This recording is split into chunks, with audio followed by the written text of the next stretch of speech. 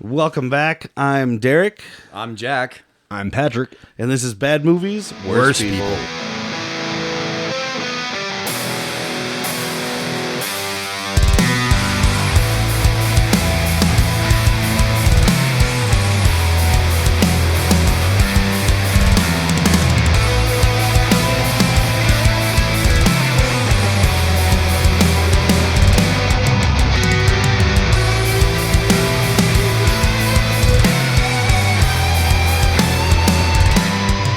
This week, we are here to discuss a movie, I guess. An 88-minute long music video directed by Shawn Crahan, who's Clown from Slipknot. So that'll give you an idea of the caliber that we're going for here.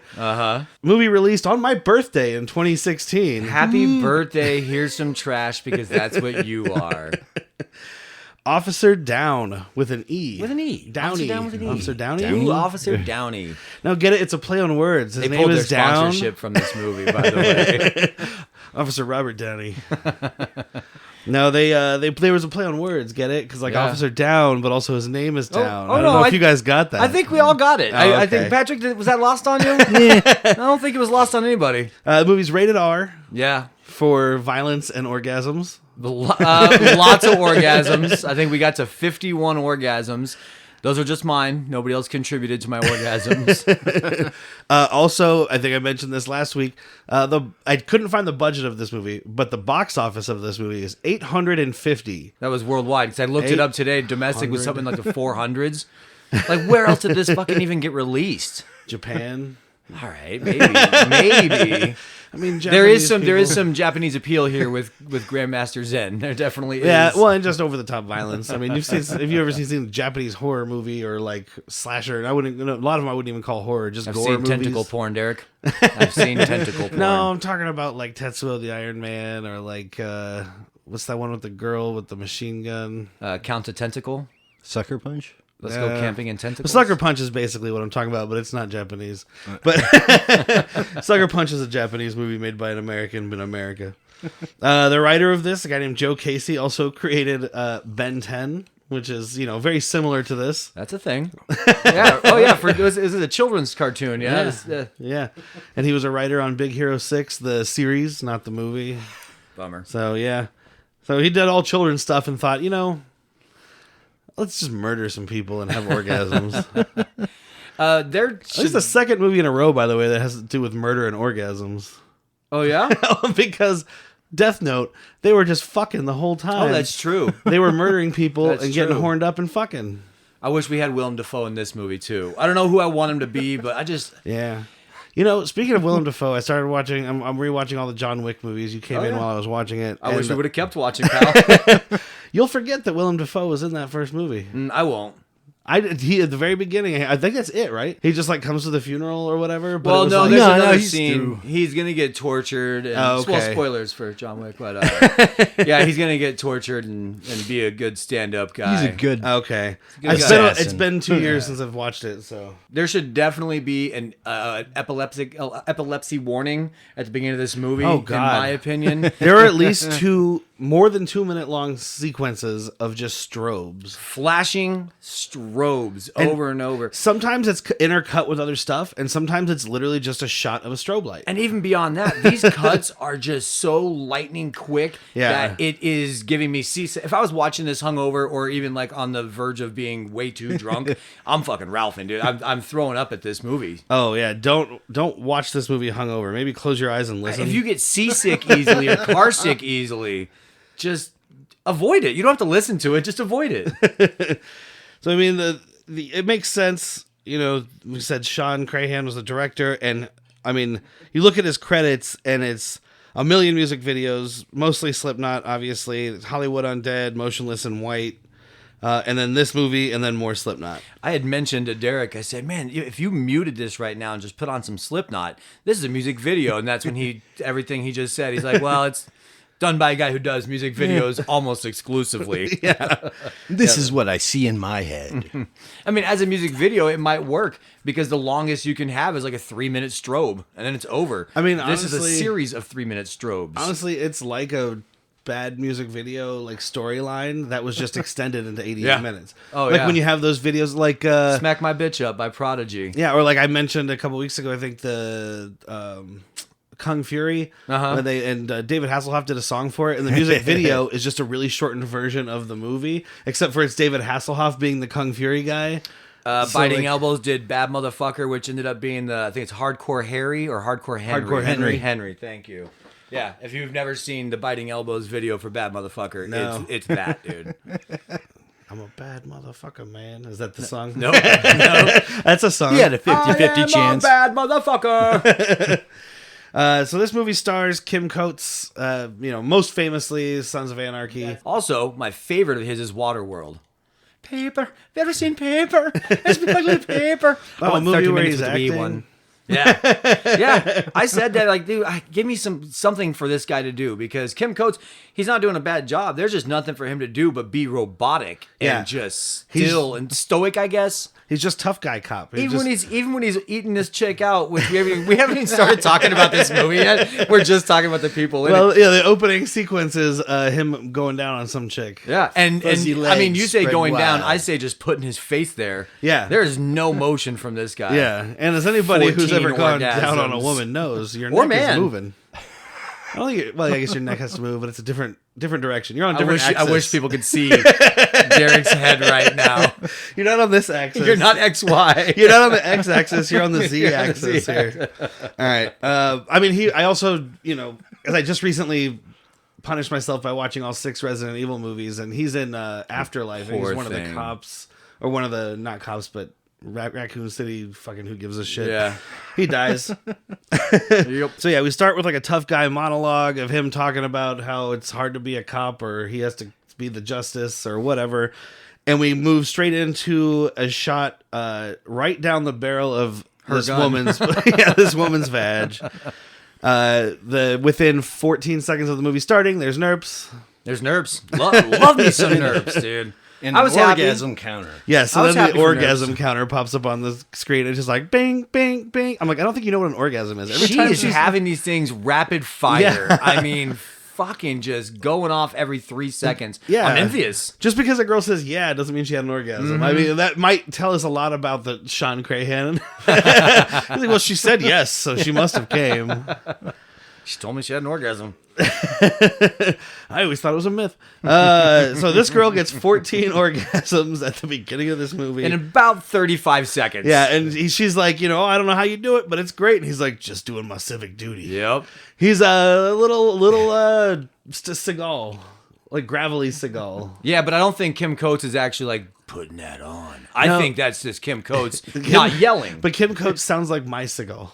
Yeah, The one I yes. kept trying to do and couldn't. Oh, you're the Seagal. yeah. Like bicycle? What? When we did Under Siege, he was trying to do it nice and whispered. It came out really cool. I always went real Batman. Like it almost sounded like what Steven Seagal wishes he sounded like or thinks he sounds like. Right. Well, like a couple of weeks ago when I had a sore throat, or when I was all congested and we were recording, that is what I should have just done for Steven Seagal Yeah. the whole time. It's Okay. just like this. Future podcasters, my get town. sick before you do your Steven Seagal impersonation. Cut to a shot of beautiful Los Angeles with the headline over it, motherfucking LA. Motherfucking LA. And we're like less than 3 minutes into this movie. We've and already I'm just, had orgasm counter. We've already had nerps. Now we got motherfucking LA. and I just sigh deeply. I laughed. It's just like, God damn it, what are we in for? I want to say, by the way, to point out, I know where this is going. everybody, Jack especially, always gives me shit about how much I'm torturing Patrick. This movie was chosen by our very own Patrick. I don't think he watched it. He did not. I think he just made us watch it. He He's sent like, yeah, me we'll talk about it. He sent me a picture of it on Hulu and was like, hey, look, this is a movie. And I was like, sure is. That's his master fucking plan. Basically, cop gets resurrected, respawned. I'm like, Yeah. you could go somewhere. Well, it's like a worse version, like a not entertaining version of Maniac Cop. I think you pitched it to me. You're like, it's directed by Slipknot. And I was like, that's something. Yeah. I don't know about good or bad, but you had me with Kim Coates and Slipknot directing. One of the 9 members. And yeah, which Slipknot? I don't know. He's number 8. Okay. He plays he's one of the non-traditional percussionists. I was gonna say he's a percussionist, not a drummer. Yeah, he's one of the guys with the giant drums. This guy plays a keg at times. His Yes. instrument is known as a keg. I still had hope at this point when I saw motherfucking LA, because I thought that this could be good. Well, hold on now.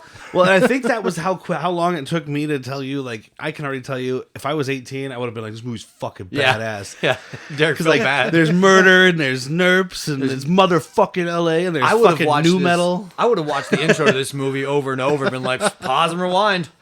Speaking of new metal, there's a point in this where Kim Coates is driving around listening to new metal. Yep. They mentioned that he died 25 years ago or whatever. And I'm going, 25 years ago, he wouldn't be listening to, oh, fuck, I'm old. Oh, yeah, he would, old feller. I mean, 25 years ago from when this movie came out would be 2000 or I would have been a 96. Yeah. So it's still new metal. It's the beginning. That's when, It would've been I'm early pretty new sure that's metal. when the Korn album came out. Okay.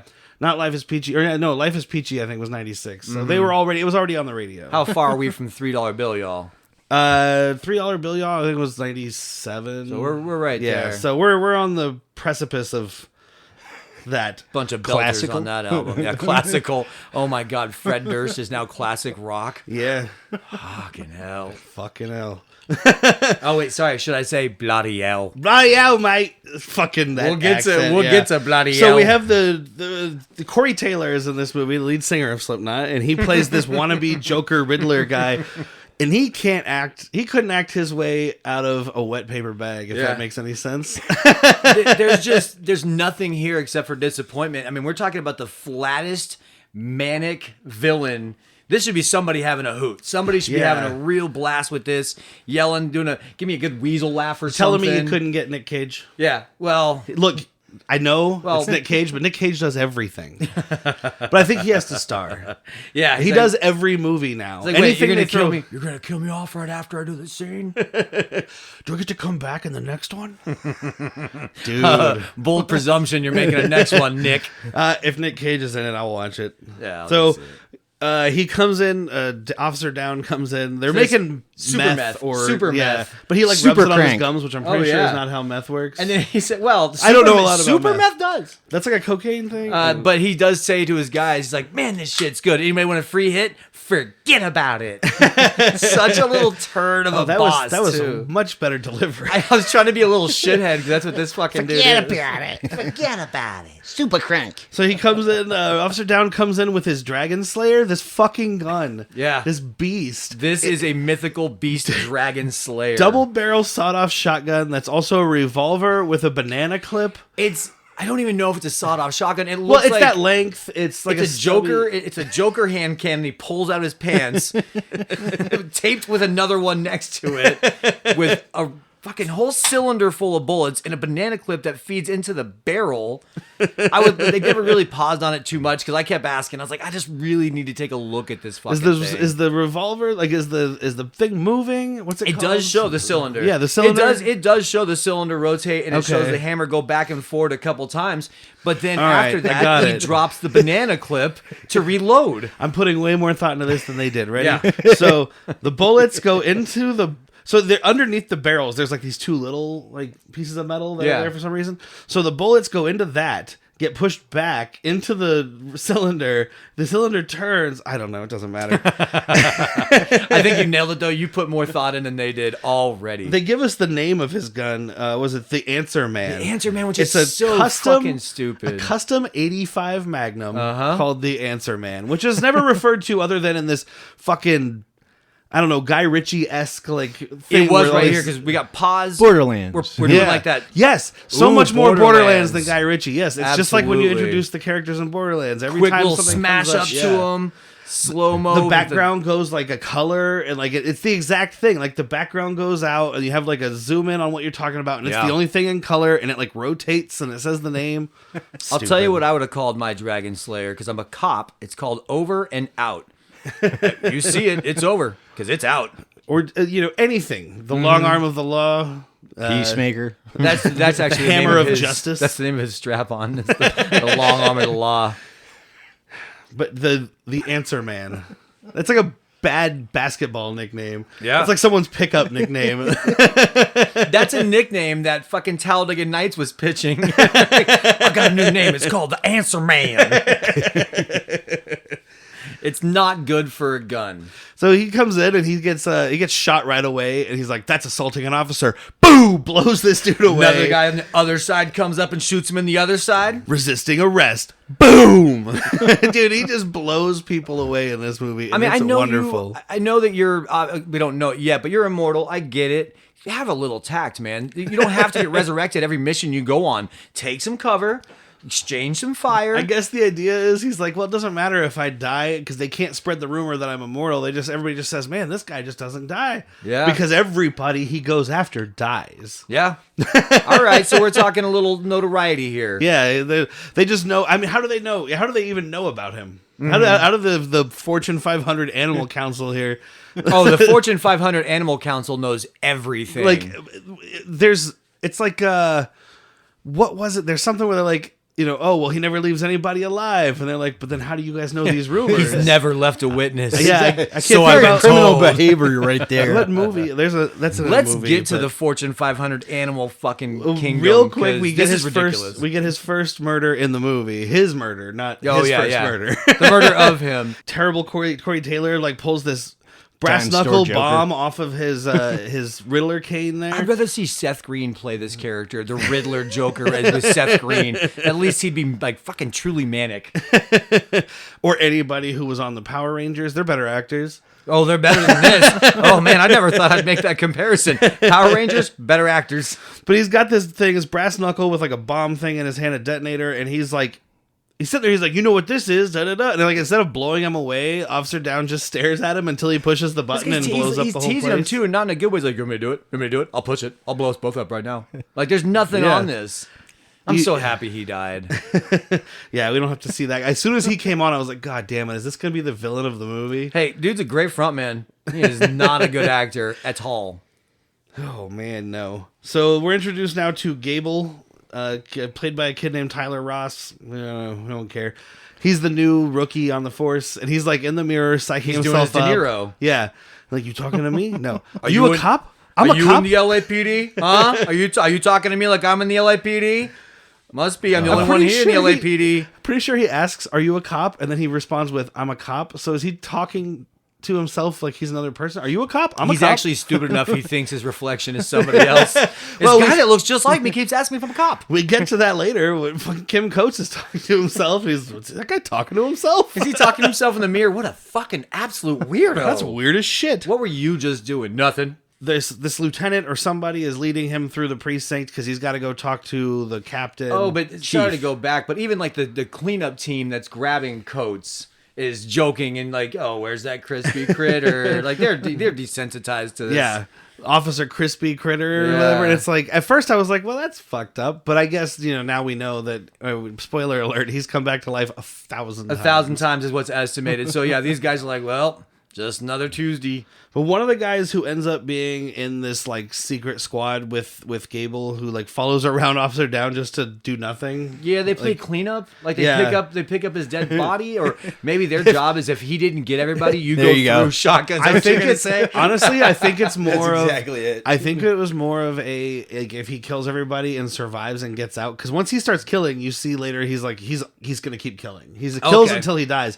So I think it's more of a, like if he kills everybody and keeps going and starts trying to go on a rampage, it's You their shoot job him. to stop him. Good luck. Yeah. But one of them is this guy. The character's name is Carter, but he's got like this dazed and confused spanking paddle, and like he like holds up to the rookie. He's like, "What's up?" and like blocks his path with it. And I'm like, "Is someone getting spanked in this movie?" Squeal like a piggy. Is Ben Affleck in this movie? Oh, We're a And then we- fraternity of officers. I heard they here. held him back from the police academy a couple times. One of the other guys on the crew is like this fake Jesse Ventura. Yep. What did I say? James the Hand Venture. James Hand, he's not a governor, he's a mayor. Mayor James He's the got Hand Venture. he's got like a little Stone Cold, but a lot of Jesse the Body going on. big old mustache, just a big Good dude. cop Shaved, mustache. shaved head and then cop stash. Cop stash, a solid one too. I mean, that thing's taking up a good 30% of that face. Yeah, it's a whole caterpillar, Oh yeah, like a big one, like one of those rainforest beautiful, caterpillars. majestic caterpillar. The chief Behringer, Little shout out to Tom Berenger. I'm hoping. Hopefully. Either that or they were just like, I don't know. This name sounds cool. I don't know why. It's played by Luna Lauren Velez, who is the chief or the lieutenant. Eventually, I think she's the chief in Dexter. She's a big boss bitch. Yeah, she's always a boss. She's the boss bitch in Miami. Except for in that show when she all of a sudden becomes a big crybaby because her boyfriend is a piece of shit. I don't know. That We've whole all been storyline there, was sister. stupid. She's like super tough, and then all of a Is that sudden the she's end? just 'Cause like, I really no, it was in checked the out. first season. Oh, okay. Maybe it was the second season. No, it was. I should have been know. around for that. She's got a shitty boyfriend, and she's like crying about it the whole time, and that's how her and the sister become friends or whatever. Speaking of Dexter, I believe it was the plainclothes detective had the fedora Angel. Just saw him in the Expendables movie. Oh, nice. It took me 2 seconds, and I was like, man, I wish you weren't in this movie. I had a fonder memory of you, sir. With your Hawaiian shirts. You know I love a good Wayabera. Reciprocation. So she's like telling this kid about how there's some heavy shit coming, and are you ready, and whatever. Like he had some. She's on his case moment one. Yeah, well, they're like, your psych eval said you'd be ready for some crazy shit. And he's like, all right. This is like his first day. Which sit me You on join the the psych eval. LAPD. You don't have morals. You're perfect. Yeah, they literally say, like, your psych eval showed you would have no moral qualms about any of the bullshit that happens here. Question one, have you ever held a gun up to your reflection in the mirror and asked if you're a cop and then responded to that? You have? Okay, you're in. Have you ever made a little arm device that shoots a gun out and you just say, you talking to me? Have you ever tried to save an underage prostitute? Have you ever given Martin Scorsese a ride in your cab while he watched his wife fuck another man from a window? If so, you might be LAPD. That's all stuff from Taxi Driver. Driver, yeah. Good movies. All right, let's get back to the terrible piece of shit I picked. All right. So here's where we find out about the Fortune 500, which is the stupidest name for a group made up of 3 people. Yeah. Three. Well, I mean, there's 3 animal human hybrids. Well, so that was my question to Derek was, are these 3 people wearing animal masks all the time in their life?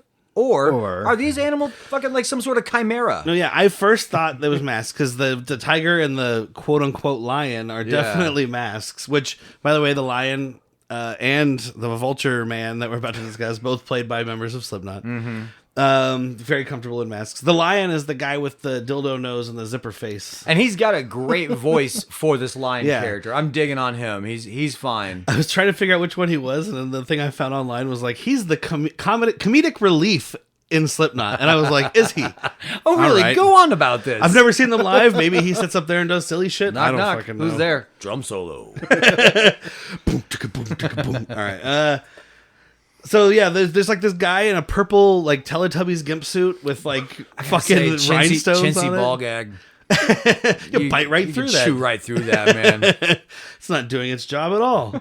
You'll end up hearing the screaming. And he goes to these people who at first I didn't make the connection that they were because she says, have you ever heard of the Fortune 500? And it cuts. To I'm like, this purple yes, I Teletubby have. gimp. Those are the biggest companies in the world. It's a thing that exists already. And it cuts to this, and then there's like this council. So I just referred to them as the Animal Council for a long time. As you should. This is basically the Jungle Bookies. Species Syndicate. The Jungle Bookies. Not to be confused with Jungle Boogie. Oh, fucking A. All Yeah, right. it's so stupid. It's Shawn Crahan that plays the lion, the director. I wrote that down. So, and then, but yeah, what we were saying is the lion and the Witch in the tiger. wardrobe. What was the other one? A Exactly bear, it. by the way? Lion, tiger. Yeah. Oh my. Lion, tigers, vultures. Oh my. Yeah, the one that looks like there's a third one who looks like a vulture or a bird. They call him Birdman in the subtitles. But on IMDb listed as the vulture. Did it? Okay. Yeah. I'm that guy. That looks like it looks like he's a vulture person. Yeah. He's got makeup and like the beak is part of his face and like so. I guess the other two are also chimera of some sort.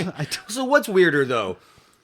This universe has animal people or 3 really rich assumed mobsters dress up like animals all the time and don't stop. What's weirder? I mean, I believe the animal dress up thing is probably a real thing. I mean, did you see Squid Game? I mean, there's a bunch of rich people just sitting around jerking each other off, watching people get murdered. So you're saying Squid Games is real now? Yeah. Is that what you're coming to say? Are you saying Squid Game's not real? The most dangerous game. Oh man, are we gonna do we're gonna do a whole series of people hunting movies? Oh, easily. Those are some of my favorites. Wait, hunting people movies? or Yeah. people yeah. hunting- Well, people hunting people. Oh, okay, that makes sense. People hunting people. You know you got to put the pest on there. Oh, I forgot that's about people Pestino. hunting. I haven't seen that in ages. Oh yeah. Yeah, that's a good one. Or Well, it's not. It's not. It's a good one for this podcast. hard target, surviving the game. What's the one with Ice-T? game. No Escape. Um, No Escape is Ray Liotta. I'll figure it out. But anyway, yeah, you got Doesn't a lot matter. of those. You got Isn't a lot Ice-T of in those. surviving? Isn't surviving the Sorry, the game? game is Ice-T. Yeah. Ice-T, Gary Busey. Mhm. Oh Yeah. man, Good I do times. not want to be hunted by Gary Busey. So the Council of Animals / Fortune 500. He's got the teeth for it. They summon a guy named Zen Master Flash, who is not fleshed out in any way. In boy, this film. do they! And like they talk about it, and it has this kind of cool cut to like old school kung fu footage. I was excited for half a second, man. I was like, "All right, this is now." Oh, It's this guy doing push-ups on 2 fingers, but he's clearly One not being finger. descended from wires. Yeah. He's hanging like he's on a fucking harness. didn't even try and hide it. And like the way he's doing his push-ups, he's not bending his fingers and like getting muscles stronger. He's like doing it the backwards way. Like he's just arcing his fingers. Yeah. I'm like, that's not whatever. I mean, I'm not saying I know how to do a 2-fingered push-up, but I'll tell you that's not how you do it. Well, I would think you would do the flexing of the joints at Yeah, least. that's how I'd- it's like that's you're how I'd trying to attempt do. it. It's like someone's like, "Hey, do squats," and you try to bend your knees backwards. So they show this little montage of Zen Master Flash, and they cut back to the Council of Animals here. Just like some geishas come in and start sucking them all off. But we're going to get to that. But let's talk about this dude's outfit real quick. It's like Flashy. it's a flashy floral curtain. Yeah, that you he's- find at somebody's house that attends jazz brunches. And also some of the most bizarre goggles. Like, Oh yeah. They looked Like almost like skydiving skydiving goggles? goggles. Thank you. They look like skydiving There goggles we with like go. little blue lights in them and shit. But anyway, geishas sucking off some animals. yeah. Also, as soon as he came on the screen, I was like, did he go to the same school as L from Death Note? 2 movies in a row, the same fucking universe. Patrick, did you watch Death Note? I did not. You don't need to. Well, he said he was going to watch both, and I was like, you don't have to. Yeah. So it's- Yeah. I mean, I'll tell you what, after watching this piece of crap, it's going to be a lot better. Yeah, Death Note is fucking 5 stars compared to this movie. At least the first 20 minutes. I don't Yeah. watch good movies anymore, thanks to you. The first 20 minutes of Death Note is cool. I'm going to go home and have a palate cleanser and watch something. I don't even know, man. Fucking The Mummy. All of them. All of no. In reverse order. Oh, no. Start with the worst, work your start way with the one in. with Jet Li? Speaking of The Mummy, I saw a picture today of Brendan Fraser at like the A24 studios or whatever, and he's Yeah. got like his Oscar in one arm, and he has a picture in the other arm that he was like signing for somebody, and it was definitely a picture of him from like Encino Man or something, Uh-huh. and it was just like, and he's just beaming ear to ear, and he's just signing this stupid fucking picture because it's like, he's like, look at this. Remember when I did this and you all said I wasn't a real actor? Yeah. Well, fuck you. Big ups So- to Brandon. oh yeah, man. but they're getting head from geishas. The female she's getting lion head too. is also getting her dick sucked. As you so perfectly executed on this podcast, she had the up and down motion Yeah. of her head, not the side Yeah, to this side. geisha was going full Z axis. Yeah, she I was don't know. giving this. This is a ridiculous statement. She was giving this female tiger a blowjob. The geisha sucked off this female tiger in a power suit. I say a lot of things on this show I never thought I'd say. I know. It's like every week I think I've said that. I like so how you the- turn that into algebra. So the chief Behringer takes Gable down into this like secret basement that's full of like Stephen Hawking people, like all these people. Oh, in no, he wheelchairs. finds it on his own. Yeah, he finds the it on his bullpen own. on Oh, his that's own. right. She doesn't take him. No. Yeah. Wait. No. You're right. That's later. She takes him to the basement, the resurrection basement. He inconspicuously, and later in this movie, we're out of order. It doesn't fucking matter. I can't keep track of what stupid thing is happening. It doesn't, yeah. But you think into it way too much. He with sees some a of these. scientist walk out of a locker just like, hum-da-dum-da-dum. No, yeah, that's right. Because I just wrote secret basement because I didn't know there were going to be 2. This Shame this on is you. the first secret basement where they go on down on like the freight They go elevator. down all right. Oh, we didn't mention the awesome logo of this police department. Oh, it's so fucking sick. Kim Coates looks great in this. Yeah, it's the upside down like pentagram. Like it's the Slipknot thing with the goat in the middle and everything, but there's no goat. It says police. It's got the two huge points that are the bottom that's turned upside down. It's fucking awesome. I mean, it's stupid, but it looks awesome on Kim Coates. It looks like you come out of Doom. Yeah. I still maintain it should have said motherfucking LAPD. Like, just stay Fictional with city, it. motherfucking Stay with LA. it, man. Yeah, so they go down to the resurrection basement. Different basement. Yep. Lazarus Pit. The Lazarus Pit, thank you. There you go. Who doesn't need a good fucking Batman / Arrow / anything from DC reference? Motherfucking LAPD and needs magic. this. Well, I mean, you pointed that out. You're like, why is so the LAPD harnesses magic? And I'm like, well, I guess this is also a world where you have a lion man running the fucking underworld. Yep. So I know what I was thinking of earlier. Fucking crazy animal people running the underworld. The show Happy. Oh, yeah. Oh, hell yeah. Happy's So so when good. you get to where they're in like the weird That Chris underworld, Maloney, yeah? yeah, you get to the weird underworld thing, and it's all these like literally like creepy Teletubby monsters that are like I don't know what the fuck, and they like unzip their suits and they're like slug people. That's what I was thinking of when you were like, which one's weirder? I'm like, well, That's the weird one. that's slightly less weird than Chimera people. At least those are like aliens, maybe. I don't think they ever answer that, but I didn't finish the second season. But No, even second season has the main antagonist right away is a guy dressed like a leather bunny. So I mean, yeah, he was he was the guy, Smoothie, the torture Smoothie. guy. Yeah, he was the torture Smoothie. guy from the which first season. Great reason for that name. Yes. No, and yeah, I never finished the second season. That's a good show. So we have to stop talking about it. Yep. So we're in the resurrection chamber. They basically have Officer Downe on this thing with some really cool makeup on his face, like his teeth are exposed. Yeah. His face is melted. And It looks like he's been blown up a little Derek bit. was disappointed. For I was this. so sad that when they resurrected him, all of his damage went away. But when they get to the point that he's been resurrected 50,000 times, it makes more sense. Because if they kept resurrecting him and the damage didn't go away, eventually he'd just be bones. It's the scariest fucking town I've ever lived in, man. You ever seen that show Bones? This is a different version of that. This is a skeleton from Army of Darkness blowing people away. Officer down? Nope. Officer Bone. Officer Bone down. Yeah, going full fucking, what is it? Wrath of the Gods or whatever. Clash of the Clash of the Titans. Titans. Wrath of the Gods was the terrible sequel to the new one. Yeah. Clash of the Titans, with the skeletons and the ching ching with their swords. All right, so, I think I know. So he's got this cool face melted makeup, and like they're resurrecting him, and it's pulling all this power, and they show the police station, the lights are flashing, and like the guy who earlier was arresting this hooker, she like sits up and she's like, "What's going on?" Like she's when he's under the doing table that, sucking him off. He's doing the fucking like what do you call it? The mugshot thing, and he's Yeah. like, "All right, now stop with all those dicks." Yeah. He didn't mean it. The Gable was looking at her, and I thought it was going to be a part of his character thing. He's like looking at her, and they show like her knees are all scuffed up and stuff, and he's like, he had a look like, oh, she's been treated poorly. I think it was more like, no, she's just a hoe. Yeah, she's on her knees all the time. Yeah, whatever. It's the fucking end of the month. So yeah, he's alive. We have the Frankenstein scene. The makeup's gone, which makes me cry. Yeah. What is he? Is it him? Is it Officer Downe that says to Gable, "You ready to crush some criminal cranium"? I think he says that to himself. Yeah, I Did think he that just was say a it to pep himself? talk. Is that in the mirror? It is. That's Yeah. in the Likes mirror. But do it. before he gets there, we get treated to. I was kind of hoping for a little Kim, not little, but I was hoping for some Kim Coates dick. But we got treated to Kim cheeks. Yes, it's like a dish from Korea. Exactly, Less fermented sour. Kim cheeks.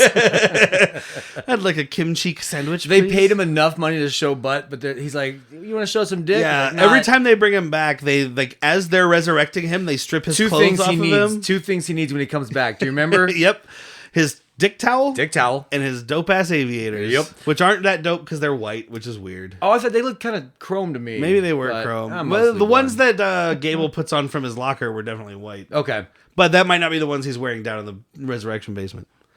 Not one of the many pairs that have been You've blown said up or- resurrection basement so many times it's normalized now. We used to have morgues. Yeah, Now we this- have this- resurrection basements. This is where Coach talking to himself in the mirror, and he's like, "Are you a cop? Are you ready to crush criminal cranium?" And Gable's like, "This fucking guy's talking to himself." What kind of a weirdo talks to himself in the mirror? And he's like, he's got all these things. Well, it's dropped pretty quickly, but throughout the first segment of the movie, after he's resurrected, they have these like flashes where he's like twitching, and it's like I crazy, like it. horror movie music video, Yeah. like flashes where it kind of looks Little like Marilyn he's losing Manson it. Yeah. music video. It looks like he's losing his shit, it's like twitchy and like crazy, but it kind of goes away. I think they bring it back once, but turns out it's kind of just supernatural. Like that's the effect. It's neat looking. It is. It's what you'd expect from somebody resurrected over 1,000 times. So like the Gable, some twitches. There's Twitchy. Gable's all like what the fuck's going on here? And she's like, you were vetted because you don't have morals and you would be okay with zombie cops, basically. Like, why are you acting so weird about zombie cop? So he gets into he gets all of his weapons. So he has the Answer Man. He has the dynamic entry. Yes, dynamic entry tool, which is just a battering ram that he never uses to enter a room. P.S. He uses it, but not to enter a room. I mean, he might have used it to enter a room. He might have gone into the. It doesn't matter. Nah. He beats the shit out of some people with it. Yes, he does. Which is great. He entered that ninja's chest cavity. And he gets into his armored truck that every time they show a flash of it, there's like a lion roar. Oh, what was it? Rolling Death? Armored or Moving Death. Moving Death. Yes. Pretty cool. It's like it's like, what are these? It's like these SWAT vehicles. It's like a CMTV. I can't remember exactly what the initials are, but it's it's a big armored truck that should be carrying a bunch of people, but it's just him. Yeah. He just drives it around willy-nilly. Blades on the front. Like big giant blades. It's totally ironic, the fact that that's the type of vehicle you'd want to run down zombies with. Yeah. And this is actually like, the zombie's like, I got the vehicle now. So like we go back. Zombies in charge. We have Zen Master Flash. Well, it's like that terrible Day of the, or was it City of the Dead? Yeah, that's the one with the guy with the burnt up face. Just one look at my face, you could tell I'm not that kind of guy. And he keeps bringing it back. Just one more. Yeah, the zombie that's like getting smarter. Yeah, awareness. Oh, he's like pumping gas at one point. I was so excited for that movie, and I went and saw it in theaters. I love George Romero. Why wouldn't you? It's got Dennis Hopper, right? Yeah. Why wouldn't you be excited? And it was John Leguizamo. And it was the return. Johnny Legs. It was like the return of George Romero to zombies. So bad. So bad. Speaking of bad, Zen Master Flash starts talking to his like flower ninjas that he has assembled around him, and he's talking. Like he's speaking Japanese and there's subtitles, except for it looks like he's already being dubbed, and then he's like, fuck these subtitles, and like teleports and comes back, and now he just speaks in dub. And it is not matching up in the closest. They are not even trying. And I mean, to. I get the reference, I'll watch a bunch. I've got a Jackie Chan poster right here. 1978. That's but I think it's not. But it's not even like funny. This hasn't been funny since Wayne's World 2. No, and I don't know. That was funny back That's then. the last time I laughed. I genuinely laughed at that. that. But now here we are, X amount of years later. More algebra for you, Patrick. And I have no problem watching movies with that, but not when it's on purpose. Yeah. So yeah, fuck these subtitles, and he's hyping up his flower ninjas. And then he looks at me and he goes, "Pedal to the metal." And we said. Cherry blossoms. His was floral, but it's like this blue gold floral thing. Theirs are like straight up pink and white. Like, I don't know. They're not very good ninjas. They're not going to blend in with anything unless they're sneaking into a flower shop. Are you trying to sneak into my grandma's curtains? Because you might make it. Trying to break into a Warning though, she's a teensy bit racist. You probably shouldn't be going in there if you speak in subtitles. If you were having to be dubbed over, don't go to my Grammy's house, please. So the next scene is it starts out as one of the most exciting because we come into this weird neon church and there's somebody like looks like he's washing his hands, but I guess it's holy water. Oh no, he tickled the holy water like he got. And we cut to his face and it's Glenn Howerton. I was so fucking happy. Always Sunny in Philadelphia fame, which is funny because the Patty's Pub comes in later, kind of. Yeah. I think his name was Dominic. It really he was working for a Dominic. Yeah, I don't think know. it really matters.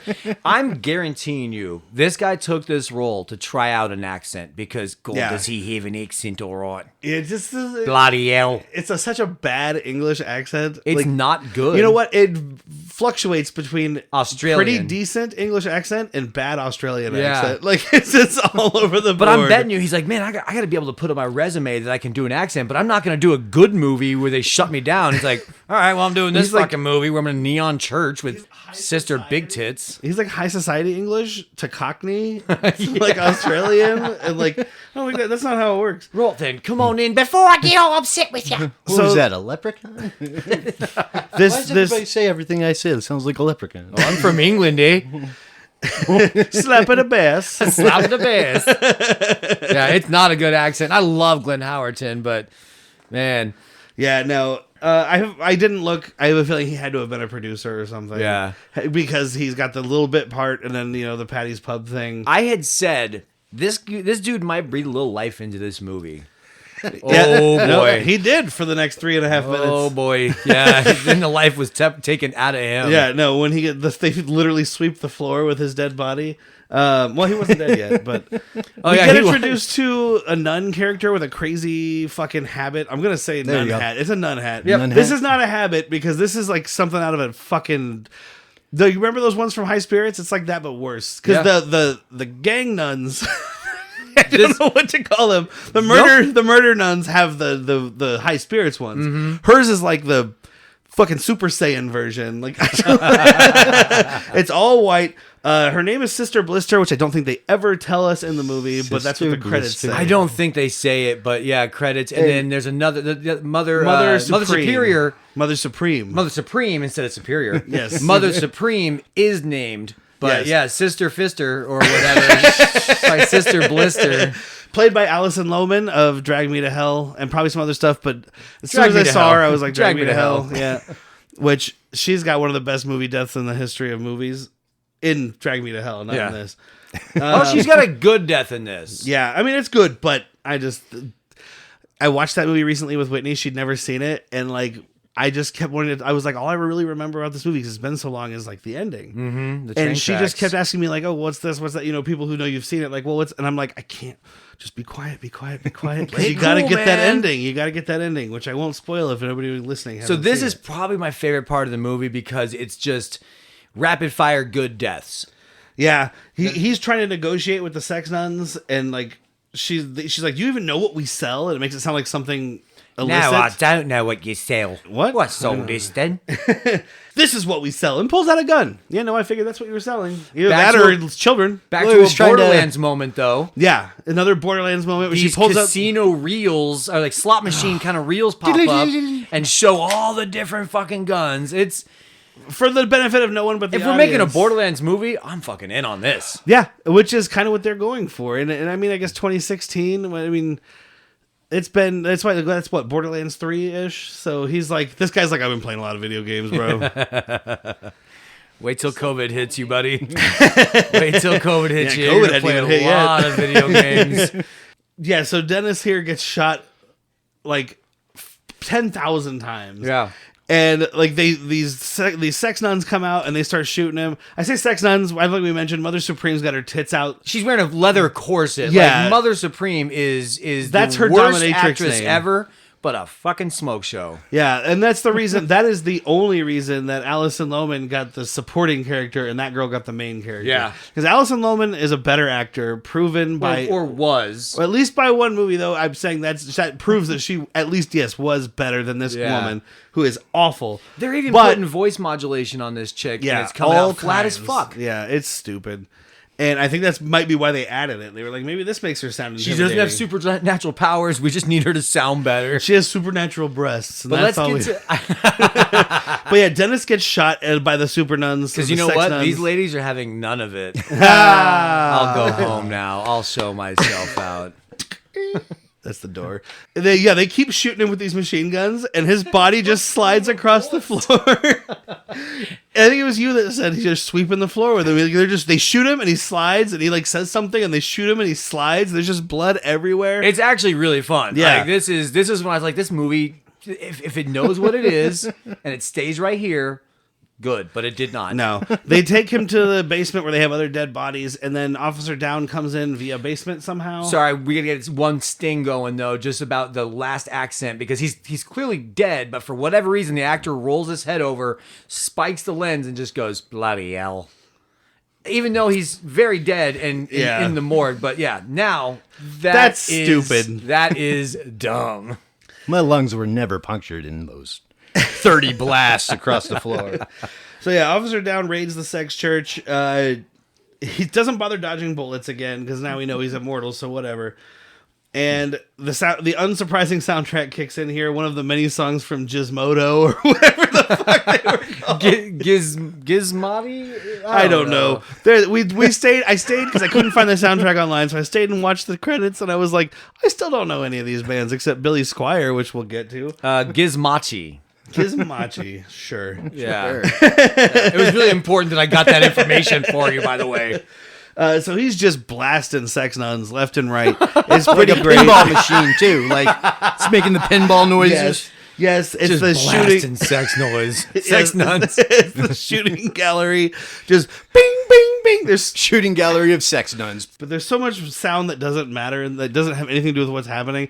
Lions roaring, shooting gallery noises. If he slot was having a machine. breakdown right here, it makes sense to hear these pinball noises if he's just completely wackadoo, but it's not. It's just added in for our benefit? Question mark? 100 points. 100 points. 100 points. I would like that. If it's showing his point of view and he's scoring points for these nuns, now I'm back in. It's just noises that don't make fucking sense in a movie where, like, just the jackpot noises or whatever, or pinball noises.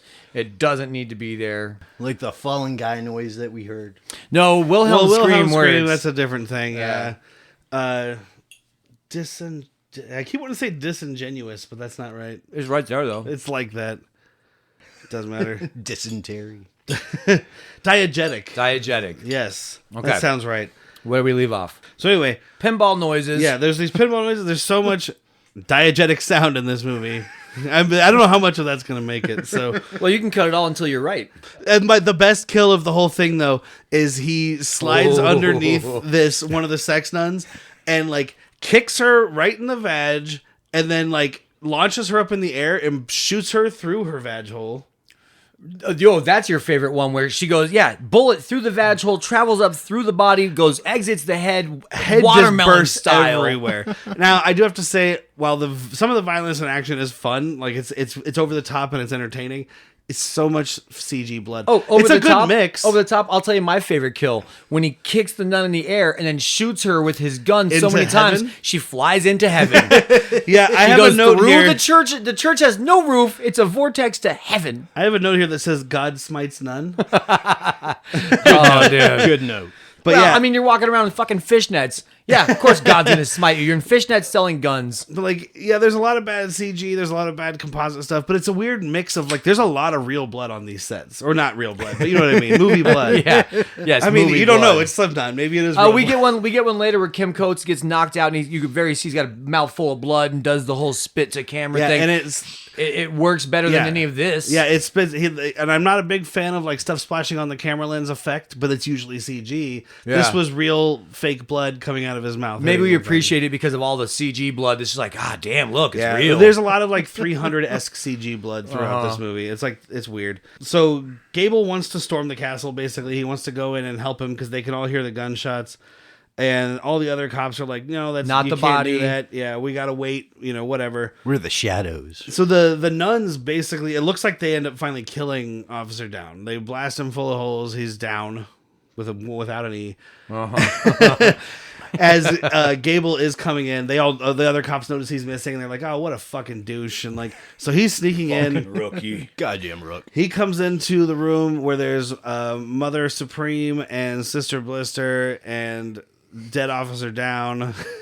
Now that I know her actual name. This is just the most ridiculous fucking thing to talk about, man. It's like names from a Rob Zombie movie, like, which I guess are very Borderlands. like they went out of their way to put a little bit of everything into this movie. It just It's too much of everything. fucking or not hour and a enough. half slog fest. So he comes in and he's like, just like, yeah, I'm gonna arrest you guys, whatever. And it's like Sister Blister, Alison Lohman's looking at him like, no, we're gonna fucking kill you. Yeah. And as this whole thing's going down, Officer Downe like comes up for one last gasp because you always gotta make sure the fucking serial killer monster is Well, dead. you two tap. Yep. And he blows fucking Alison Lohman's head right off, which is pretty great. It's And- great. It's a pretty cheap effect. It doesn't matter. He blows her head It looks off. like a flesh colored water balloon full of ketchup, but no, she's dead and it's fun. And then Gable arrests Mother Supreme, and Officer Downe dies. Not the first time she was in handcuffs. Not today. Girl. Behringer's getting on his case for like interfering or whatever, and like as they're talking, the lights are flickering, and he's like, "That's him again, isn't it?" Or whatever. That's him. And so he's in the. This is where we get the other secret basement that I was getting to earlier. You didn't make a note that said second secret basement? What a fucking rook. So he's in the locker room, and some guy just comes, like some scientist just comes out of a locker and is like, Yeah, he goes to open his locker and it's filled with like nightsticks and handcuffs. yeah, they're like he's they're being hazing grabbed him or or They're some hazing shit. him, but it doesn't make sense, right? No, definitely not. He's like, I could use all these things. Says These are officer- tools of the It job. says Officer Angle. I didn't write that. So he goes into this locker that has a green light coming out of it. Oh, Well, what he does is he goes to Officer Downe's locker. Is it Officer Downe's first he locker? goes to opens it. Officer Downs and puts his He glasses puts on. puts the shades on. He's looking at himself in the mirror, and then he sees the scientist. And he goes into the but this locker has a green light coming out of it. I Like, mean, come not on. even subtle. No. Not subtle. This is bright. This is like, hey, come do drugs in this room. It's that kind of lighting. So he goes down in there, and we run into one of the other like actors with a name in this movie. I mean, they all have names, but you know what Yeah.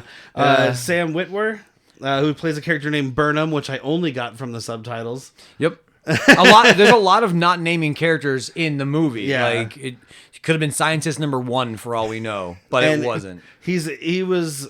All three of us had things. Yeah. Patrick mentioned Star Killer from Force Unleashed 1 and 2. Yeah, you mentioned being human. And then I remember him from Supergirl, where he plays the alt-right supervillain that has like a whole Nazi army behind Also, him. this dude fucking kills it as Darth Maul's voice in Clone Wars and Rebels. Okay, Like, which means he absolutely probably is the fucking same slays voice that it. was in Solo, too. He is. Yeah. He is. He's credited as that. Yeah. So he's actually I always thought it's funny about this guy because he's got pretty decent talent, and I think he's a good-looking dude. Never went anywhere. Yeah. I can't name a big movie he's been in. No, I mean, like that arc I'm talking about on Supergirl, it's a long term. It's like he's like a season villain. But again, which that's is- but TV. it's the CW. And I knew him from TV, which I don't know what Being Human was on, but it might as well have been fucking CW. And it then was you're like talking sci-fi. video game. Like the guys, I think I've just enjoyed him more than the rest of the world. He's a voice in Rogue One. He plays one of the stormtroopers complaining about their blasters on the Okay. beach. Like it's just He's real getting his quick. shit. It's just real quick, and you wouldn't know it's him unless you look it up.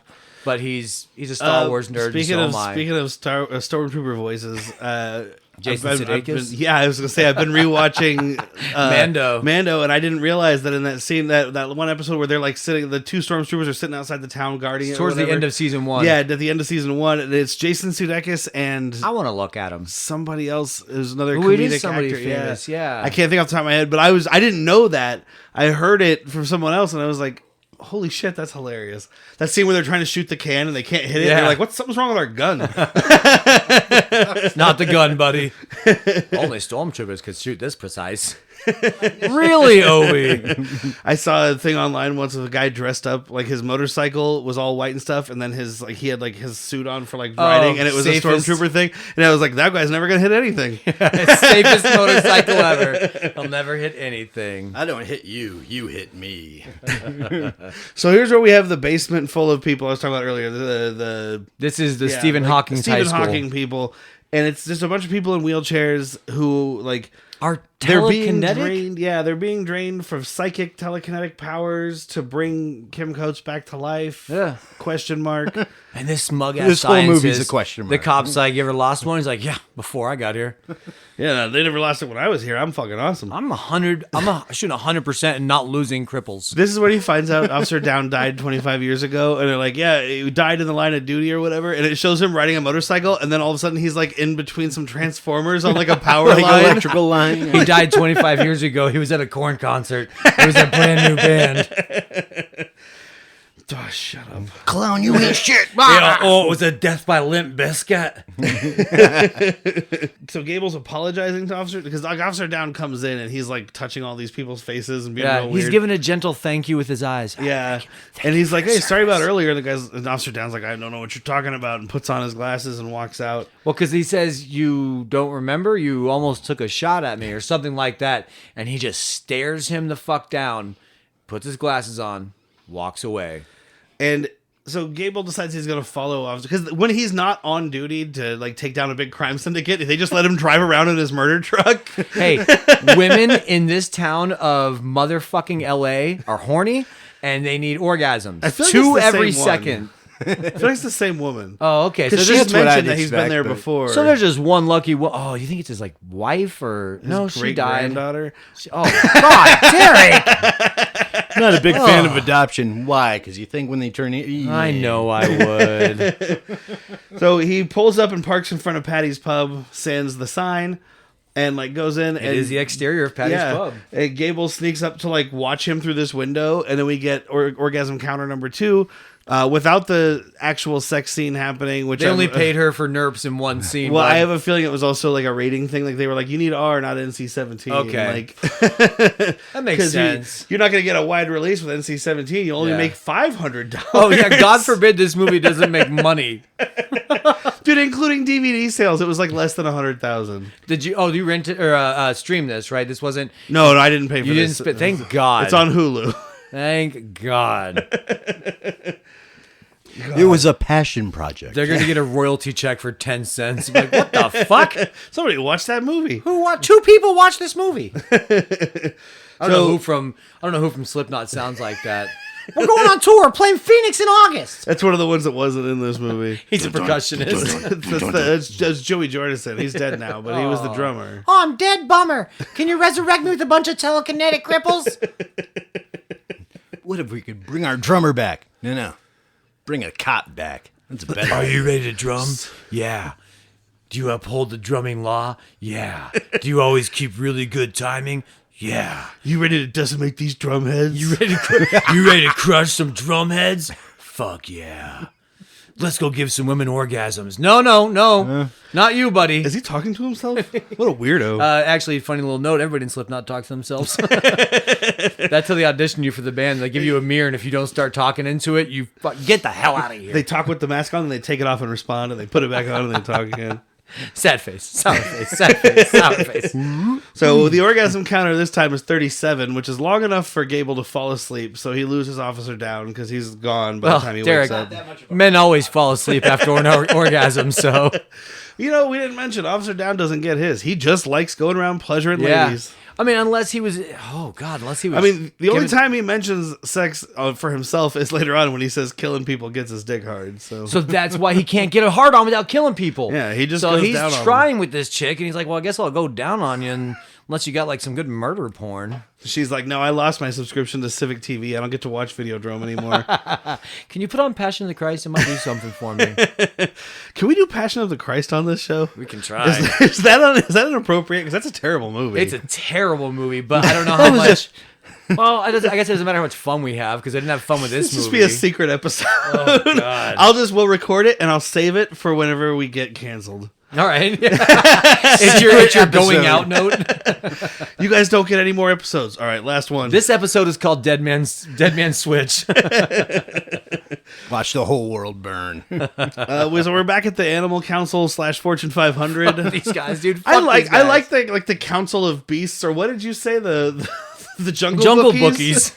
I like Jungle Bookies better than Fortune 500. It's a stupid fucking Fortune name. 500 makes me think fancy as fuck. Like maybe some like day trading types. No, they're just hanging out in like a fucking rape basement. Like it looks almost like the same place from fucking Happy. Yeah. But like before the dance party starts. So I did write down one of the lines. It was Lion. You wrote down the line from Lion. Yes, I wrote down Lion's line of something about a cock munching super cop. Yeah, I wrote down a few things that they said because I was like, this is so stupid. A fucking 8-year-old wrote this movie. Okay, 12-year-old wrote 12-year-old this movie. in the clown mask. Which is every member of Slipknot. Oh, wait, it wasn't written by that guy. It was just directed. Oh, yeah, that's right. The guy who wrote it wrote Ben 10. Ben 10. Big Hero 6. Imagine Ben 10 saying cock munching super cup. I wanted to, but ratings, man, ratings. So, the cops have, like, a confrontation. The backup cops have a confrontation at a bar. And then they decide to just get fucking schwasted because the together. Bartender pulls out, he says, he has a big giant hickory stick. Horse and he cock. says, next person to get in somebody's face is getting this horse cock upside their head. And it says, love mom. It says, love mmom. My mom gave this to me, and she taught me how to use it. That's where you're going. Who wants it? You? You? Can we just get a bunch of whiskeys? Let's get drunk. So they just get drunk together, and we have this, it cuts back and forth, but it's like 10, 15 minutes of them getting drunk, and it's this terrible like drunk filter. It's an like, actual beer goggle. Yeah, it's like a spinning camera around the group, like, and it's just. This is time number 3 I'm throwing up if I'm not in the right state. Ugh, getting sick thinking about it. Well, we have a scene of Officer Downe driving around listening to metal and getting angry at it. This is where you're like, what the fuck is this dude doing listening to new metal? Died 25 years. He even had that clear cassette tape where you could see the fucking spools and shit. We all had those. Yeah, mixtape.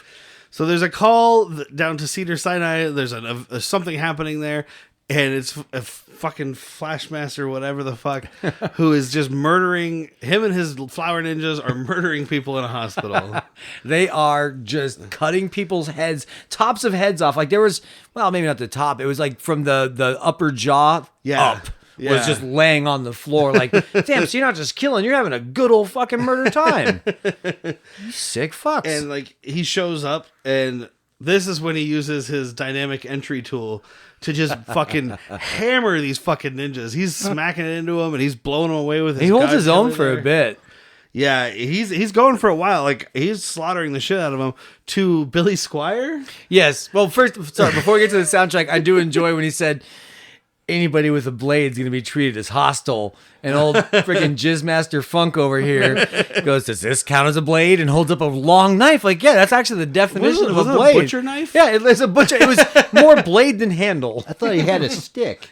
No. Other people came in with sticks. Because that makes sense. He had, yeah, right. They didn't want to be treated as hostile. They found a loophole. Like, if I come at him with sticks, I might be able to get close to this come guy. out with a stick, he won't attack me back. I called timeout. Fucking Billy Squire is playing over this scene, which is the weirdest music cue in this whole movie. I think it works for this scene if the rest of this movie didn't exist.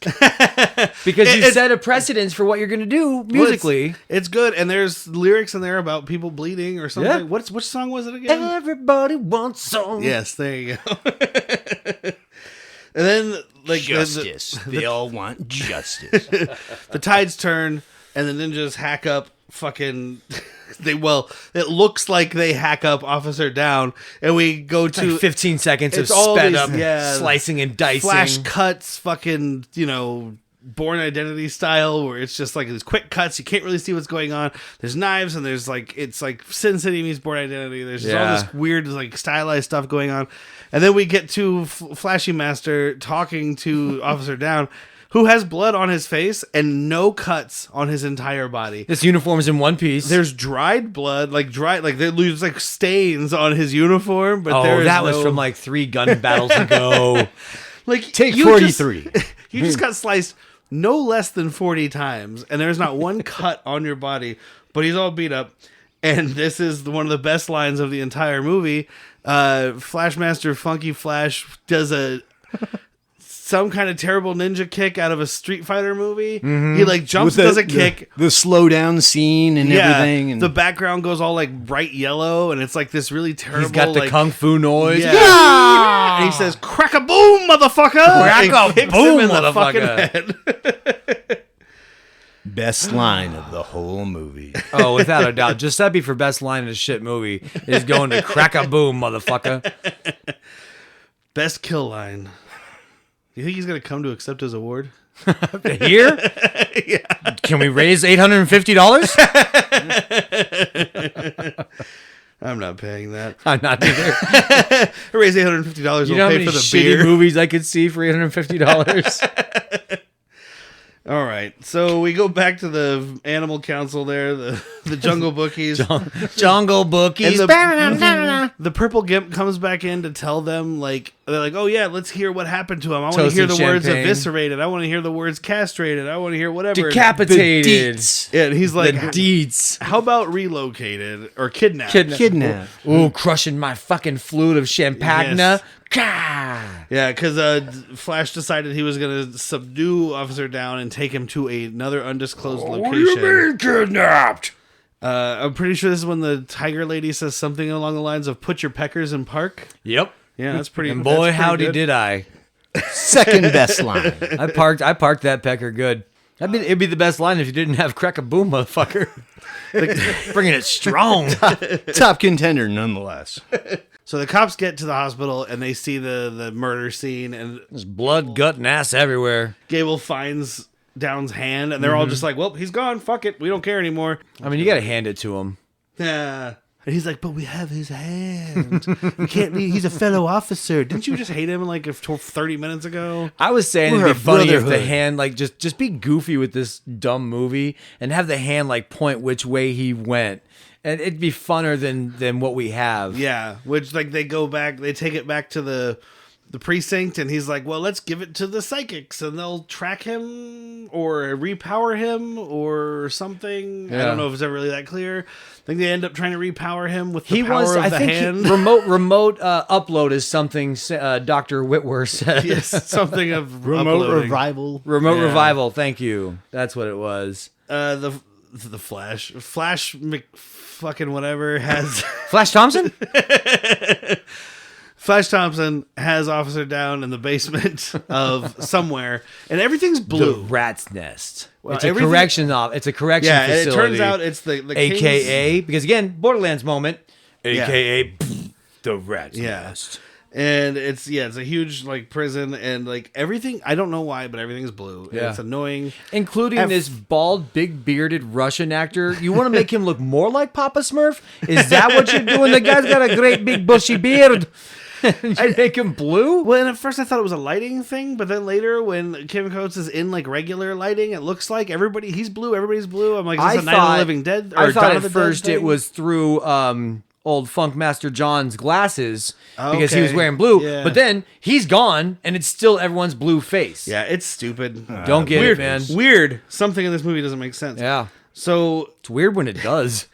Gable's all depressed because he's like, oh, we lost Officer Downe, and like when I showed up to that crime scene, my blood alcohol was so high, I'm gonna get fired. And it's like, no, you and everybody else. Oh, because dude. we didn't talk about that. When this hospital massacre is going down, one cop just stands up and says, anyone who can still stand, come with me to the hospital. It's a massacre. And he's so shithoused. And all these drunk cops are like, get your gun, dude. Let's fucking go.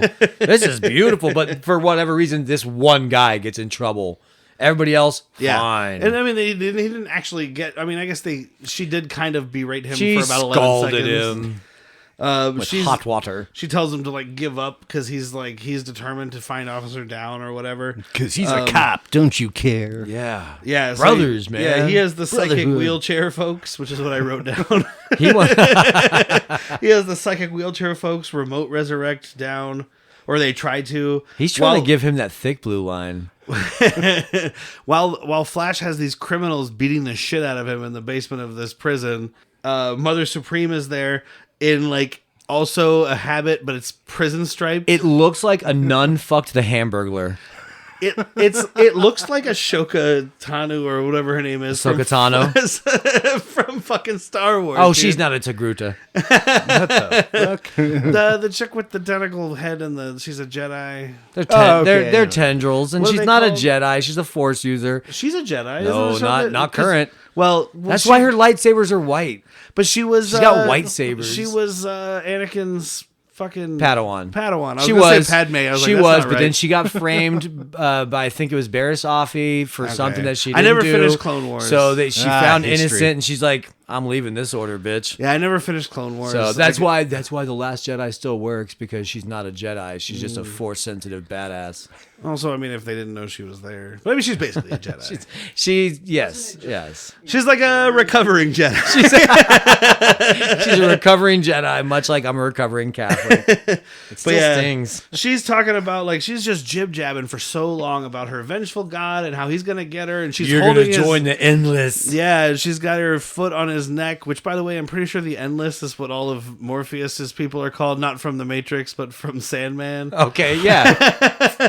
I'm okay with this chick stepping on my neck, but like, stop acting. Yeah, stop trying to act. I don't think she ever started acting. Yeah, stop trying to act. Everything is starting to like fry at the police station. All the telekinetic people are frying out, and they're like, "Shut it down, whatever." And so they end up killing Officer Downe. It looks like, and there's like this terrible like thing where he's like It's like a wannabe Vertigo scene. Yeah, where he's like, it looks they very have, like, a thing- 70s. Yeah, he's like spiraling out into like the blackness, and there's all these weird trails. It doesn't. We also have Sam Witwer's characters typing furiously on this keyboard, which just spontaneously combusts with fire, and he keeps typing on it anyway because he's a fucking tough guy. I don't know much about keyboards. I don't think they're gonna start fire like this guy. No, because the telekinetics bring everything back online themselves. Yeah, because they're like, no, we believe in Officer Downe. We have superpowers. It gives them a purpose. Yeah, Magic in their eyes. they're like catching on fire, and they're like falling out of their chairs, and we get a Wilhelm scream. One guy falls out of his chair. From like just one row up. If you don't know what the Wilhelm scream is, I don't think anybody here is going to do it justice. Look it up. It's in every Star Wars movie. It's in every movie. I'm pretty sure it's like a thing though. It's in every Star Wars movie. It was, except I never heard it in Rogue One. So maybe Gilroy was just like, no, I'm not fucking doing that. Because it's a Star Wars story, not a Star Wars movie. Yeah, it's a scream. It Loophole. came from a movie from the 50s. Yep. And it was like some guy getting eaten by an alligator or something. And it's like that blow scream that's in every fucking movie. Yeah. Wilhelm scream. Yeah, good stuff.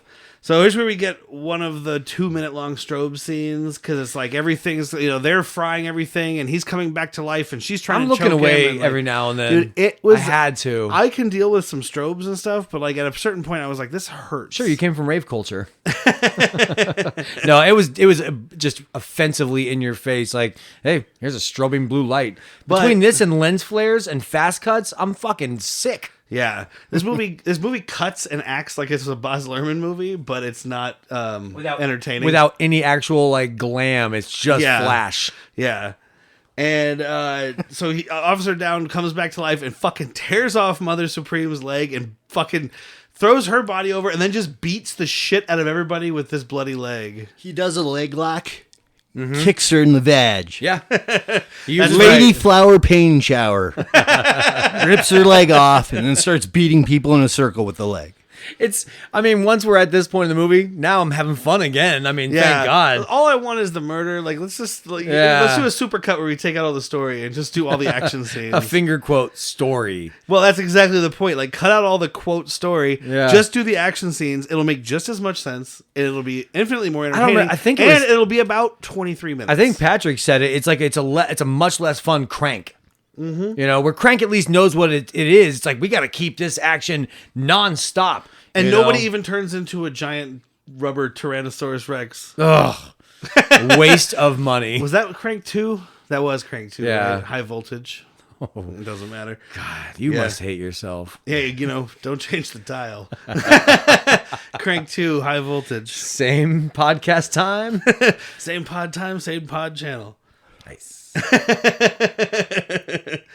Same pod people. Wait, are we pod people? I guess we kind of are. That's neat. I want to be replaced. I'd love to be replaced. They could have all the pain. Somebody else wants to live my fucking life? Go ahead, dude. I'm going to fucking take a long forever nap. So the 500, whatever, the Jungle Bookies are chewing out Flash for kidnapping Officer Downe. And basically he's like, yeah, well, fuck you. I'm doing my own thing, and I'm going to come and kill you all before I leave. Oh, shit. Yeah, they're like, oh, no. And then that never comes to anything, and we never see them again, I don't think. No. Yeah. That was the end of this. That was the end of their thing. Was like, I kind of want to wrap up. Like, because he has this little teleportation, if we haven't mentioned it. Yeah. He can, like, boop in and out of reality or time and space. Not explained, surprisingly. No. He flashes. It's weird. Flashes. That's fair. But, yeah, he flashes out, and I'm thinking, oh, he's going to flash into this place and just... That was knife work. And just, flash out. Oh, yeah. You got better knife work than I do, pal. It's the same place where they did the dubbing for his thing. So. The Foley stage. There's like the standoff we mentioned with him and the other prisoners. It doesn't really matter because like they imply that he killed them all, but there are no bodies. There's just blood all over All the that wall. matters is that killing these guys gets his dick hard. Well, that's what yes, matters. That's the one line. And then there's the showdown now. We have Flash versus Officer Downe. They like do a little bit of kicking and jumping off walls. Flash is pretty much whooping this dude's ass. Then they like punch each other and their fists just like push against each other. And then they have like a psychic battle maybe. Like he like pulls power from the telekinetic people. I don't know what the fuck's going on. We can't tell if he's powering up, him being Officer Downe. Yeah. We can't tell if he's powering up or if Funkmaster Fuck is able to like sense his psychic energy or something. It's a very weird, again, not explained, situation. And then all of a sudden... Yeah, and he just reaches up and grabs Funkmaster Flash's... That's a DJ, I think. But he grabs his goggles. Yeah, and he pulls them off his face, in the process also pulling out this dude's eyes, which is just dangling from his head. And of course, old Funkmaster Frick starts shaking his head, which, by the way, I've never had my eyes dangling out of my head, but if I did, I would stop doing the clacker. The clacker, thank you. Oh, I would start. It's not a ball in a cup, Derek. It's not a fucking ball in a cup. You flick your head, you're trying to ball in a cup your eyes back into the no, I missed. That's okay, it's on a string. Thank you. It's on a string attached to the cup. He like flashes away or whatever, and he, then we kicks him out a window or something. Is that what it is? He goes to kick him. He goes to kick him like through the wall, or he does kick him through the wall, and before he even lands, just he's out of here. And we cut to the outside shot of the prison again, and we get the Borderlands thing is like "Adios, asshole" across the screen, which would have been a nice line for a character to say. Not the graphic designer who was hired for this. Like one of the best deliveries of this movie is in text. It sucks. So the officers, the regular cops, get to the rat's nest and they find Officer Downe and they pull him out. And Gable is like, hey, just let him rest in peace. And they're like, but what is resting in peace really? Yeah. And it's like, well, not being forced to be an immortal death cop. Hey, I say you resurrect this guy and you ask him, what do you want to do? And if he says he wants to rest, you pop one off in his head. Well, and that's kind of what they do. Berenger says they need him and they bring him back to life. Also in there, we get Officer Gable's being like, quit calling me rookie. I'm Officer Gable now. Which, don't talk to your boss like that. Cop. This chick's going to bust you down to fucking street patrol. There's another 2-minute strobing scene when they're bringing him back, even though it didn't strobe the other time. Yeah. I mean, the lights flickered, but like... Oh, yeah, no, this is full on, like, inside of an F5 and Twister. One of the guys in the room who is like looks like a scientist from the 1950s, I think you said he's in a rockabilly band. Yeah, after work, this guy plays stand-up bass. He was hanging out called the Rocktors. He was hanging out with Buddy Holly all those years ago. Not Gary Busey He version. He did not get on that plane, you're saying. And I think he mentions like this was a really rough one. He might not have his brain left or something like that. He might not even remember or brain function. He might not have brain function. Yeah. Cool. Give him his gun. I'll tell you what he does have though. Sunglasses and a dick towel. A dick towel, exactly. And he just says, I need to see it. And he walks away and you're like, you need to see what? His what dick the towel? fuck are you talking about? And he walks into the bullpen and he's like petting all the people's faces. Half the wheelchairs are empty because they died. Yeah. The rest, a bunch of them have like damage on them. You can start to tell that they got these wheelchairs at like a fucking yard sale or something because they are not in good shape. And I'm just saying, if you got a group of telekinetics that are also paraplegics, get them a nice beanbag wheelchair, something nice. All I'm saying is you buy a wheelchair at a fucking yard sale and you're asking for the Changeling with George C. Scott. Oh, you don't haunted wheelchair, man. You don't want a Changeling. You want a Changeling? That's how you get Changelings. It's a great like horror movie, but one of the best descriptions I read of it is George C. Scott screams at a wheelchair for 2 hours. Which George C. Scott's thing is just screaming. I mean, he's basically... By the way, amateur if you can only do 2 hours of screaming at a wheelchair. It's a fucking wheelchair! I average 4 a week. It's a good movie. Anyway, Kim Coates starts crying while he's like stroking this lady's face. But it's man tears. It's, single tear. Like he's not bawling. He's got tough guy tears. He walks up to Gable and he just goes, hey, get it now? And walks away. No, before he does that, he puts his hand up. I was hoping for a heart rip. Oh, yeah. But he put his hand just on it. Kalima! He put his hand over his badge and just let it sit there silently, awkwardly, for like 15 seconds with direct eye contact. And then we get the line. You get it now? Yeah. No. Get what? No, I'm more confused than I ever was, sir. Do you get it now? You have this upside down goat pentagram. It represents something. Hey, this symbol means something. Yeah, pretty sure it means Hail Satan. Chief Berenger says something along the lines of like, hey, I know you're probably not expecting a vacation, but like there's still a job to do. And he's like, the job is never done or whatever. Puts on his fucking shades and walks out because he's just going to keep murdering people. We get the last cameo here. It's there's a hard cut to black. Like the movie's over. Yeah. And then 15 seconds later, it comes back and there's... waiting for credits to roll up. It's like, hold on. And there's a car driving down this highway. Beautiful car. I think it's a Challenger. It might not be. Yeah, Beautiful it's a nice old classic car. And then in my head, I'm thinking it's the Camaro SS, but I was just watching John Wick. So that's the one he gets from Leguizamo after they take his Mustang. Johnny Legs. Yeah. And driving down the street, and there's this guy that looks like a tweaker, and this guy that looks like he's an actor trying to be a tweaker. The tweaker is Sid Wilson, who's the DJ from Slipknot. The other character is Adi Shankar, who is a pretty, like a well-known producer for people who like shitty things. So you know him very well. This guy's a big... The first time I heard of him was, I don't know if either of you ever saw this, but in 2015, I want to say 2014, there was like a kind of a Power Rangers fan film made online, and it had James Vanderbeek. It had fucking Starbuck. I can't think of her name from Battlestar Galactica. Oh, I never watched Battlestar. Oh, the blonde. Yeah. You were just talking about her in something else. Katie Sackhoff? Yes, Katie Sackhoff. Talking about from Mandalorian. Yes, that's right. And the Riddick. Yeah, Riddick. That's what you were talking about the other day. Yeah, ooh, that might be same pod time, same pod channel. Probably. That might be. I never watched anything past Pitch Black, but I guarantee the other ones fit in. Yeah, James Vanderbeek, and it's her, and there's a bunch of other people, and it's like a really dark take on the Power Rangers. It was actually really entertaining, and he almost got sued over it because, whatever. Turns out fans loved it. Yeah, well, a bunch of people were like, I don't like it, and like, the only one who was still doing Power Ranger acting at the time was Jason David Frank, the Green Ranger, who has now passed away. Rip. And they asked him to do it. They asked him to play the Green Ranger in that, but he was basically like, his public thing was, I didn't want to do anything that didn't involve Haim Saban, who's the guy that made the Power Rangers. And really, I didn't want to disrespect him. Money. Well, the real thing was, he's like, I know there's a Power Rangers movie coming up and I want to be in it. Yeah. So I'm not going to act in this fake thing and get myself like ostracized from that's the Power smart. Rangers That's smart, community. though. You got to protect yourself. But it was really cool. He also did a show that's on Netflix called Guardians of Justice, which is like... You've been talking about that pretty much since it came out. It has like this kind of production kind of vibe, like the cheesy CG and stuff, but it's done in a really cool way. It's like if you were making a superhero show, but you also... It's like if you were making The Boys, but you were also smoking meth.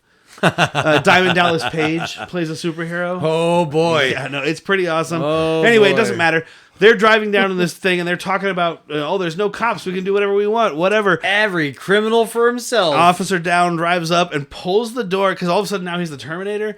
He pulls the door off of this fucking car and throws it, and he's just like, pull over, cocksuckers, you're under arrest. The psychic energy is there. That room is full of love now. Yeah, but half of them are dead. He's got less energy. Oh, they lost like 2. I'm sure there were more volunteers. Well, that's the last quote, volunteers. Yeah. That's the last line of the movie is pull over, cocksuckers. So you're you under think. arrest. Well, the last official because line. fucking spoiler alert, this has a sting. Yeah. And then I stopped it and I was like, you know what? I should probably start again. I guarantee there's I would have bet you money there was no sting on this. I'm like, who do you think you are setting up a goddamn sequel? The balls of making this movie and thinking it's a movie tells me that you already think you're getting a sequel. Oh boy. Yeah, so we have the credits, more terrible music, like the 87 songs that were in this movie, when I swear there was only like 3, so they all sound the same. And then, we get a stinger, and it's just like this camera going down this hallway. It looks like an asylum, maybe, or something. Yeah. It's basement level 5. This is secret basement number 3. It's below the place where they were bringing Kim Coates back to life. And there's all this like talking that happened earlier in the movie. It's like sound over what's going on. It's like, he wasn't the first, and I can't believe you're doing this. And to be beta testing. Yeah, you get a lot of background exposition here. It goes into a room, and this guy, some mysterious man, wakes up and is like, I'm gonna get him, or whatever. Yeah, he's the first one. I'm gonna get him. Excuse me, I swear revenge. I would like to swear revenge, please. And thank fucking Christ, that's the end of that movie. Oh boy! All right. What I say to you when I got here and you hit play, I said, "Ooh, a tight little hour and a half." Dude, this felt much closer, if not over 2 hours. Yeah, this movie is 88 minutes. 88. And just so you know, runtime, especially when you're looking at like, on a streaming thing, that includes credits. Yeah. So like the 8 minutes of credits. So this movie's like an 80-minute movie. We paused for like one bathroom break. This was such a slog of a fucking movie. Patrick showed up. We were about 30 minutes into the movie, and he's like, "How far are you guys?" About a third of the way, and he just goes, "Ugh." A lot of those noises made tonight. Yeah, this is an exasperating film. Yeah, I feel tired. I watched this movie at 2 a.m. in the morning. Yeah. Just 2 a.m. 2 a.m. Sorry. That bothers me. 2 a.m. in the morning. 2 a.m. in the morning. Well, you don't go to sleep by then. I know, but 2 a.m. in the afternoon? Come on. It was 2 a.m. I know what night. you're saying, though. I'm just being a dick face. It's true. Or Oh, you could play for Slipknot, dickface. You unqualified you know what? asshole. I need to put my pecker in park. I would say, hey, Parker Pecker, fella. I'll tell you, I'd rather watch a movie directed by Derek than this again. I got a couple. All right. They're only like 5-minute long, shitty short films, but that's fine. You say this shitty. Well, you know what I did? Made a serial killer movie, or a trailer, quote unquote, for a serial killer movie, where I was just like, here's all the kills. So what I was saying to do with this movie. Yeah, okay. Yeah, no, it's so good. Practice what you preach. Exactly. And I did. All right. So, I mean, formality. Patrick, would you recommend this movie? No, don't watch this movie. Jack? No, I think the only reason you would ever watch this movie, if you are just yacked out of your mind, drinking with the buddies, you know what? If you like these just cheesy, almost, what is it, like trauma films, like it's borderline. It's not there. It's borderline trauma, except for trauma is so much more like self-aware. Like this knows that it's kind of cheesy, but I think that Shawn Crahan also thought he was making a cool movie. So I'll say I do not recommend, unless you're just one of these people that just, you're watching a bad movie.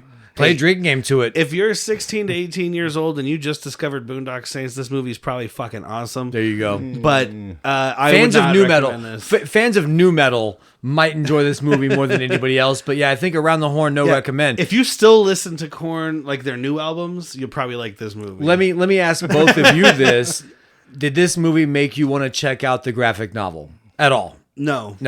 And I even read an interview knows? with whatever John Casey or whatever his name was. Skimmed through an interview with this guy though, and he was basically like, everything that was in the graphic novel is in the movie. So if that sounds like it's too hardcore for you, then you should check out or something like that. I also mentioned to you, I think the other day, that this guy has a total handlebar mustache with fucking dad shades and a shaved bald head. So he's the guy that would write this. Fu Manchuing up scenery. Whatever, dude. Fuck this movie. Yeah, I agree. Fuck this movie. I kind of want to just like I use my brother's Hulu subscription, and I want to cancel his Hulu subscription because they carry this. Fuck the algorithm. Fucked up my dude. By the way, my whole search history is fucked because of this podcast. Now I got Jizamachi or whatever that fucking band is coming up now. It's gonna start recommending me. Yeah, it's gonna be all over your Spotify.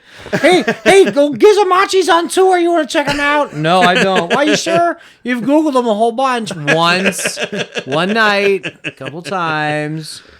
Yeah, no, fuck this movie. All right. I picked a good bad movie. Patrick's Revenge. Just randomly, nonetheless, too. Hey, good news though. This will be the first time it's under 2-hour podcast, guaranteed. Yeah. Well, slow the first time since we started down the having 3 people. speed. Oh, okay. Because we did Cool as Ice, and Patrick couldn't stand it. That one came out to a solid hour. 'Cause it was mostly just me recapping Cool as Ice and laughing, and him going, Patrick, just fuck you. Remember this part? Fuck you. I still recommend Cool as Ice. That was in the 90s. I like that. Care. That's a level of bad that I really enjoy. Yeah. This level of bad, for whatever reason, does not hit. Not enough cool kills to offset how fucking bored I felt watching people die. Yeah. Yeah, like I said, they took a little bit of everything. It just didn't fit together. Yeah. It did not. Let's put this all in a blender. Oh, it exploded. Oh, we got tits. We got a girl screaming. Orgasm counter. Killing people. We got nerps. All right. Speaking of tits and orgasms. Go on. I have 51 to go back. orgasms, by the way, in this movie. We've got to go back, Marty. If you're not counting mine. I just have to mention on the show here. Hold on. Roadhouse. He's kicking another guy. Roadhouse. So speaking of tits and orgasms, on IMDb, they always have a section under there that's keywords that like will help lead people to the movie.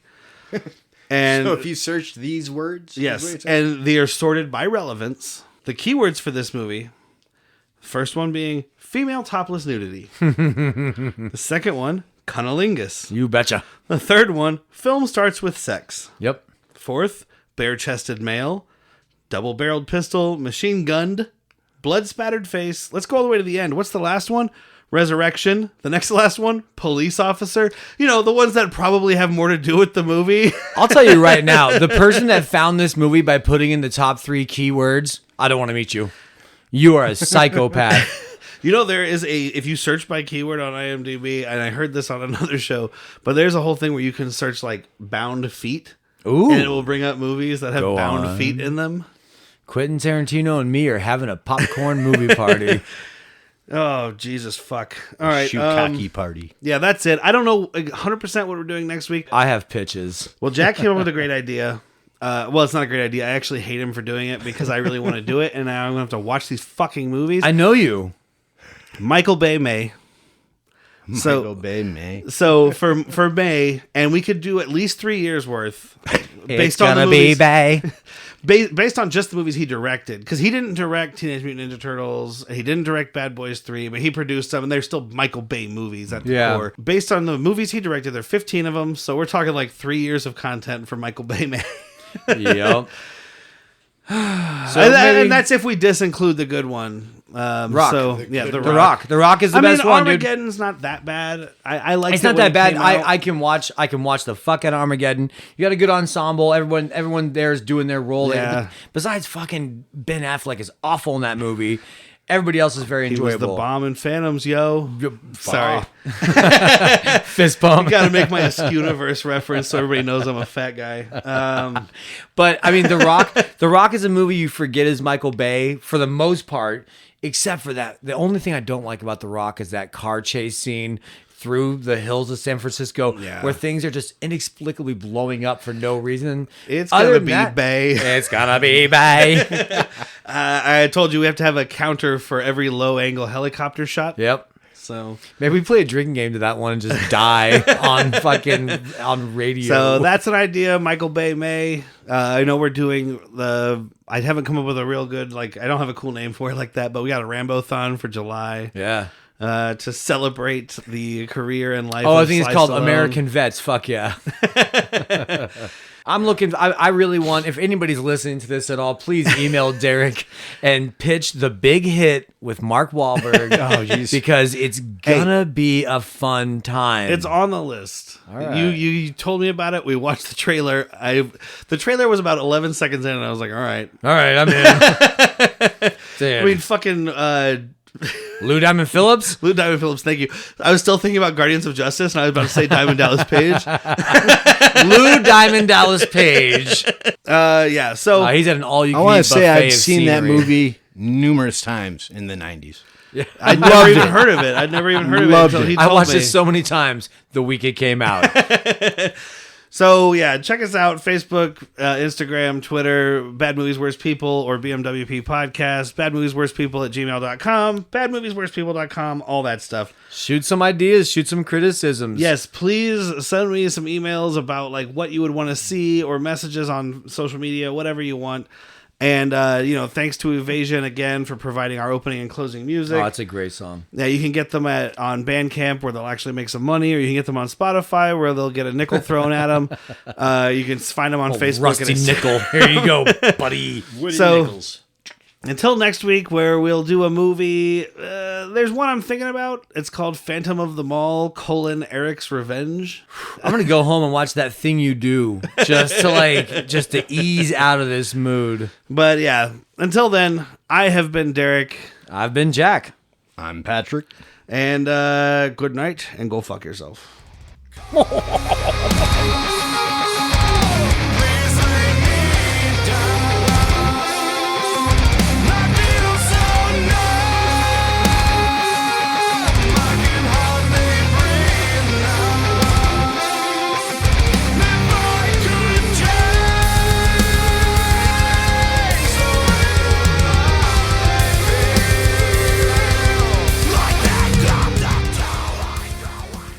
This time we've wasted.